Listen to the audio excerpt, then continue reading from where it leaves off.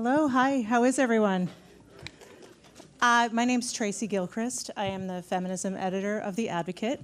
And let's give one more big round of applause for Before You Know It.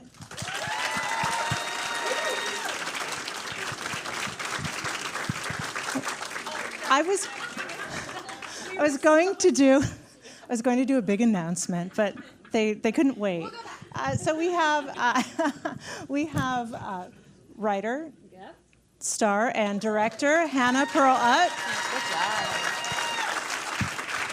And writer and star Jen Tullock. Thank you. Let's get myself situated. Thanks for coming, everybody. On a Saturday. I know. You should be partying. Well, there's time for that. Just saying. So first, I will start from the beginning, sort of.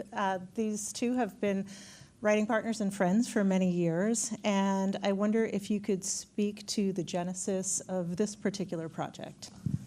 This was actually the first thing we started working on together many moons ago. So we met in New York. We were waitressing together and drinking together. And that was about the extent of our collaboration. And we knew we wanted to work creatively and work towards being in the film industry, but weren't particularly sure how. So thought the easiest road to that would be writing a feature-length screenplay that would take a decade to get made. Yeah. And so we were lucky enough to sort of grow up in tandem with the script itself. We would return to it sort of like a needlepoint over the years, and we got to make a series together, and we had a short that was at Sundance in 2016, but this we sort of carried around like a blankie. So it's a cool, like a tattered, disgusting, saliva-drenched blankie. But it's a cool homecoming now because it was the first thing we started working on. Do you want me? That's it. That's yes, it. so she told the story. You Yeah. don't need to weigh in. So I will throw this to you. I read a lot online about why I think you may be so great at writing family dysfunction. Oh. Is that you have a... Oh, no one in my family's here right now. Right? Apparently I should do some more digging online. So you're so good at writing family dysfunction, possibly because you have a shared therapist. Oh, yeah. That's She might be here tonight. We're not allowed to say her name, but if she's here, she knows we love her. Yeah, we have a really good therapist, so if anyone needs a recommendation. Remarkable, fantastic head of hair. We actually haven't been to her together yet. That's the next step, and really Probably while we're still talking. No, she's amazing, and truth be told, that has been a huge part, Yeah. I think, of learning to communicate. Yeah, and learning to communicate with our families, I think, in a way that helped us understand where we inherited our shit from and how to take responsibility for it. I love my family if they're watching. And did you seek out a shared therapist, or was it just something I that found was her. coincidental? Okay, technically she went to her first, but I would say that our relationship is more sound. I do see her more often. No, Because I've Hannah been saw her going to first her and was like, listen, longer. you got to go. She's a wizard. You got to go to her. I made all of my friends start going to her, which was great for a while because all of my friends were suddenly like really setting boundaries and taking care of themselves. And now it's backfired because I can't talk shit about anybody when I'm in there. Yeah, I just feel really guilty. You need to be a little selfish with the therapist. I wondered if these characters that you developed are at all, do they share any character traits with the two of you? And did you swap traits as far as the characters go? So we made a series together called Disengaged, in which we played a couple. So this was a bit of a departure for us in many ways, namely that we weren't making out. But one stark difference was that in that series, we sort of played each other's worst fears about ourselves. And so we sort of swapped. Rachel and Jackie are, in essence, our worst fears about ourselves. I mean, I'm terrified of being a manic ne'er-do-well that has nothing real to say. And I can't speak for you. But they did turn into, I think, caricatures of what we were terrified of being. Yeah. No, we tried to address the things that we weren't quite able to figure out in therapy with this movie. And Yeah, it was very fun doing the opposite and disengaged. But I think it's good that we started there and then moved closer to ourselves with this. Great. And did you find that you worked some things out through the film? You know, unlike most other aspects of our personal lives, I actually think we felt so healthy and strong and trusting of one another by the time we did shoot it that, no. I think that we are very proud of our friendship. And that was definitely manifest in the experience we had on set. There was a lot of trust. I will tell you that fight scene in the bathroom where I'm in that lamentable tube top is the last thing we shot. And it was a night shoot, and we were exhausted, and Hannah in particular had been wearing 9 hats and we were both pretty broken. And getting to the point and that, I think emotionally in the meat of that scene where we were improvising quite a bit, felt very intense. Yeah, that was... Well, it made it very good, so it worked. So, Hannah, I mean, you co-wrote, you were co-starring, and then you decided to direct your first feature. At what point did you know that you wanted to direct this, and could you speak a little bit to stepping into that role? I know you've directed other shorter projects. Yeah. I think, well, Mallory knows this. I realized that I should, Mallory, our producers right there, Josh Hetzler, our other producers right there. I had started directing my own scripts a few years before we decided that it made sense for me to direct the movie. This was separate. This lived in a whole other world than the things I was making for myself, with myself. Oh, that sounds sexual. It's okay. It's Saturday. And then at a certain point, I felt like I had enough experience after we made our series. I directed 8 of the 10 episodes to take on a feature, and the timing was such that people were starting to trust us enough to give us money. We had kind of built out our individual careers enough to ask people to give us this opportunity, and had assembled enough of a team of collaborators to get us there. Did that answer that question? I don't really know if it did.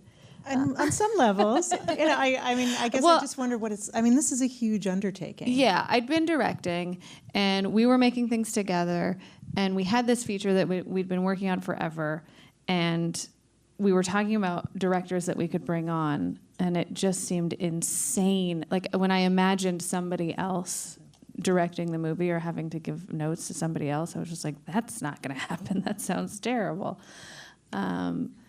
And then it was a process of figuring out how to direct and what my voice was. And luckily, we already had experience acting in things together, so that took a variable sort of out of the unknowables that I was dealing with.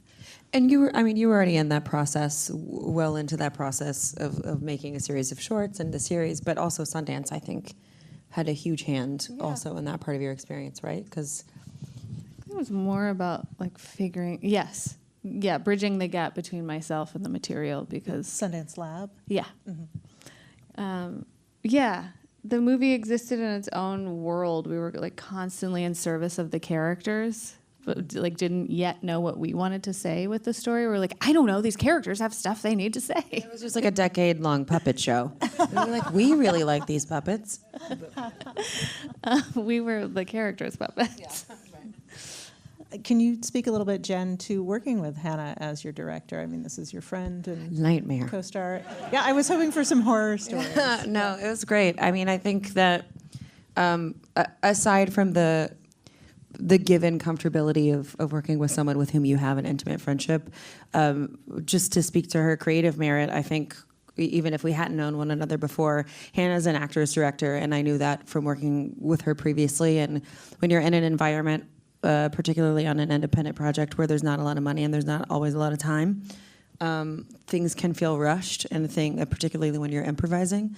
And I think Hannah's acuity for carving out a story while also making sure everyone feels like they have a sense of autonomy and they have a voice and it's collaborative is pretty tough to pull off. and I hadn't found it previously with a lot of the other people I'd worked with. So it was great. I had a great time. Thank you. You're It's welcome. great working with you. $5. So I'm watching this, and I call myself a theater queen, and yeah, and I'm looking at Mandy Patinkin and Judith Light, and I'm thinking these parents are every theater kid and queer kid's fantasy parents. Oh, yeah. And not only did you get them, but you got Alec Baldwin, Mike Colter, and Tim Daly, which are they're all fantastic known actors as well as other supporting actors. And I just wonder if you could speak to working with, especially with legends like Mandy and Judith. Yeah. Well, Judith, we met at the Sundance Labs, so we invited her to come workshop the scenes with us, and she very quickly became our favorite person to spend time with, and a surrogate mother, and understood her character better than we did. So we wound up really developing that part of the script with her. And then Mandy, I think we were both kind of intimidated to work with him, right? Going into it, we were really excited, and that's just going to stay down there. And I was nervous going into it, and it turned out there was no reason to be because he was so generous and so happy to be there and extremely collaborative. Look, she's being coquettish, but I'm going to call a cigar a cigar. I was freaking the hell out to meet this guy. And we went up to his house upstate, and he and his wife very generously made us a spread of meats and cheeses. And he showed me the original score from Sunday in the Park with George, and I piddled a little bit. I piddled on my knickers, okay? So that's the real story. I didn't want to say that. He's an angel from heaven. And no, he was great to work with. I mean, once I got beyond the stroke that I had when I met him, he just wanted to work. He wanted to get into the script immediately, and was so collaborative and generous and kind. And I think respected Hannah so much that really set a precedent for. It was cool because the way we shot between Mandy and Judith was sequential. So Mandy's last day on set was Judith's first day on set. So we kind of got to have the emotional privilege of going through that timeline chronologically with them, and that felt very special. But then it was just like saying goodbye to one person you had just become okay around. Like, be like, oh, here we go again. All of the actors we had were amazing to work with. Well, thank you both for your versions of that story. I love how the film reveres in some way Mel's kind of perception of art and theater, while also kind of passing the torch to younger voices. And I think that's, you see that a lot in obviously where Mel torpedoes his speech right before. And I wonder if you could, also when Rachel is arguing for women in soaps and how they can be different kind of women, and how young people love to see older women. And I thought that was really refreshing, and I wonder if you could just speak to kind of including that in the piece. Well, go ahead, honey. No, that's okay. We wanted, I mean, that scene with Sherelle and Rachel is, I think that's Rachel telling herself something that she's kind of just realizing she believes, and trying to convince herself that is the future of her relationship with this woman, despite the fact that everything she's done has been dictated by her father. And as far as honoring the Mel character's relationship to theater, I think we tried to approach it more from the perspective of how he shows up as a parent for them. And while he has kept them in this strange petri dish of his creation, he has taken care of them. And he did stay. And we wanted that ambiguity of, we didn't want to blame either parent. We wanted to show that that both screwed up in their own ways because of their own side of the codependency coin. Ugh, I'm really off tonight, guys. I'm very tired. You're I thought not. that was very good. I think another thing that was important to us early on, and the sort of polarity between Mel and Sherelle, was that, you were examining one parent who, in order to maintain a sense of love for themselves, had to leave, and another parent who, in order to maintain a sense of love for themselves, had to keep those closest to him so tethered to him that they couldn't leave. And we both were raised in kind of French communities. There's like a vast chasm between them. I was raised by evangelicals and like a mega church. Oh, my mom texted me today. She wanted me to correct you. Oh. I wasn't raised by hippies. I was raised by an ex-con and a wannabe hippie. Okay, great. Thank you. That's where I was going to go next. So Hannah was raised by an ex-con and a wannabe hippie, as I've recently been informed, in Santa Barbara. But as such, neither of us were really integrated in a contemporary society, like until well after pubescence, truly. And I think that made us interested in these sort of microcosms. I thought Lord of the Rings was history. I'll be honest. And I thought that Leviticus was history. So, and it is. But we were interested in what it looks like for a parent to, out of a sense of love and protection, keep their children in this sort of hidden away cave, this anachronistic society of their own creation where no one could touch them, when in essence they were keeping them from their own real life. And also, Mel's not wrong in doing what he wants to do. Like, Rachel really needs to borrow from him in that way, and leave behind the impulse to control everybody. Thank you. So we do want to save time for some audience questions. I had one question, one more. I have several, but I'm going to just end with one more.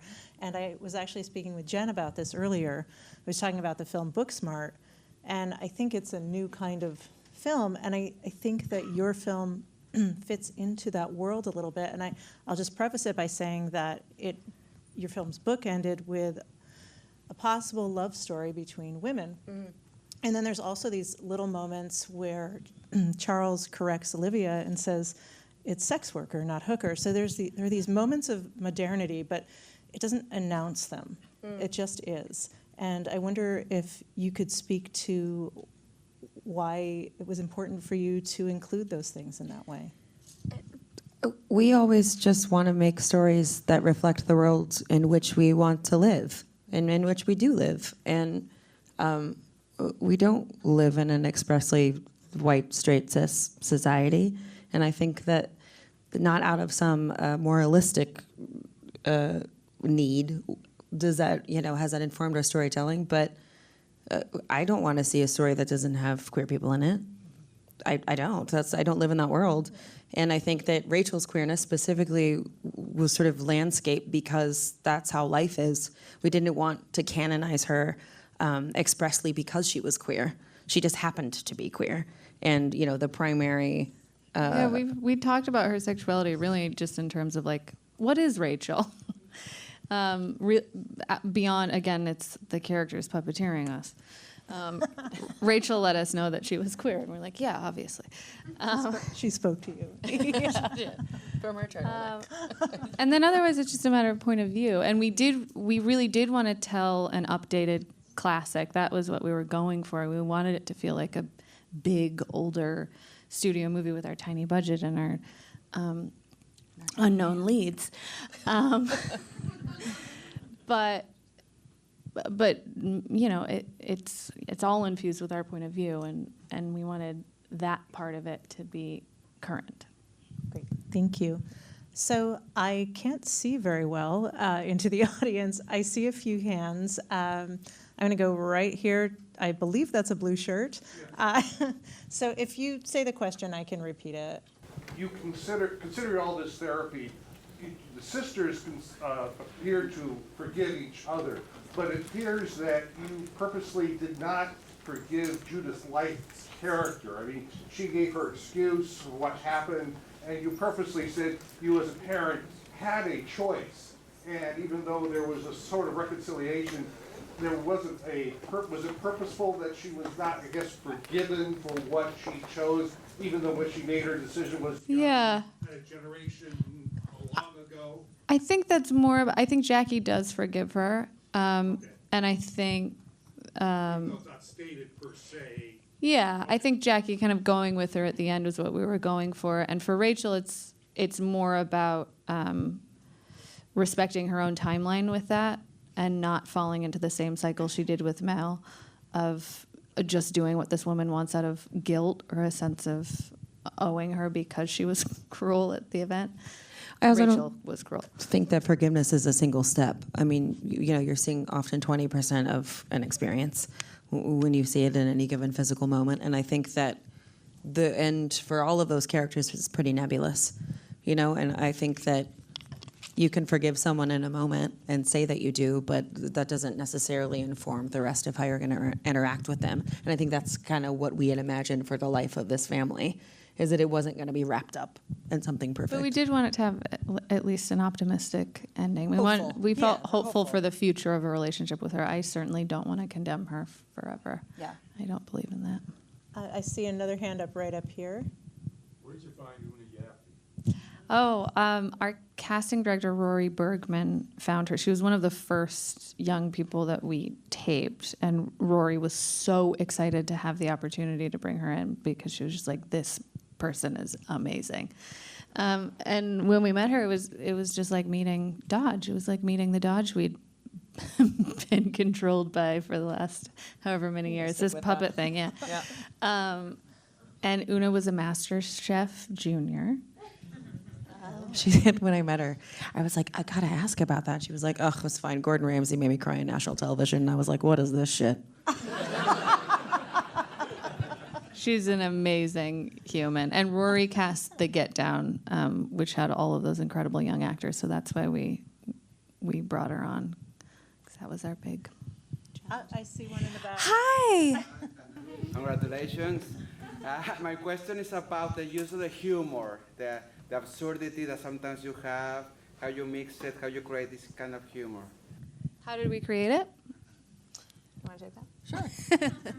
Sure. She's funnier. My mom told me that She today just too. keeps strapping her purse. I think that a lot of the things that we love about some of those older films that we grew up on, the Bogdanovich movies and the Mike Leigh movies, and were that they vacillated so quickly between like deep human pain and farcical laugh out loud humor, but they never felt like they did it in a way that was premeditated. It never felt like a bilateral move. It was happening it was happening organically in the scene, in the story. And I think that was the most important thing. And I think we're both pretty wackadoodle in how we move through the world, and Wackadoodle. case in point. And She says things like malarkey without even like. okay, I was raised on Danny Batting it Kaye up. movies. I can't be held. Don't hold my feet to the fire right now. We wanted the characters to speak truthfully, and because they are against a larger than life premise, and the landscape is so rich and at times surreal. We just agreed early on, I think, in the writing, and then Hannah was really at the helm of that with the directing, that as long as they were experiencing things truthfully, we could let the pendulum swing however it needed to swing. Yeah, good one. I think we should wrap up soon. I see one question over here, so we'll go here. So for Jackie's character, I noticed that she sings a lot. Yeah. And my family makes fun of me for doing the same exact thing. Girl, you keep singing. And so I wonder how you came up with that. It's just, I'm so nervous and it was so beautiful. And Thanks. Thank you for that. She was asking about Jackie singing all the time. Jackie was based on someone in my real life and my family that I love very much. And the primary thing about that person I find interesting and deeply tragic is that she's riddled with mania, and it's very difficult for her not to perform, and not in a cute way, in a way that between her tics and her need to do voices, when things get the most difficult, that's when I think the masks sort of multiply, and the singing was part of that. It was a thing I love about toddlers, because Jackie was also based on a toddler I know. is that they're so free with their body that even when they're uncomfortable, there is this sort of freedom with how they're processing. You know? They also like pretend to do the things they're actually Yes. doing. Like, I'm walking. And you're like, you are walking. It's a performance. You are singing, Jackie. The singing and the whistling and like the bangles even. We were like, we knew we wanted Jackie to be percussive because she can't stand the quiet. Poor sound people. Yeah. Just like, Thanks for that question. Well, I think that we should probably wrap up, but thank you. Did someone call out? Anyway, thank you again for being here, and thanks to Hannah and Jen. Thanks for coming, everybody. Really appreciate it. Thank you.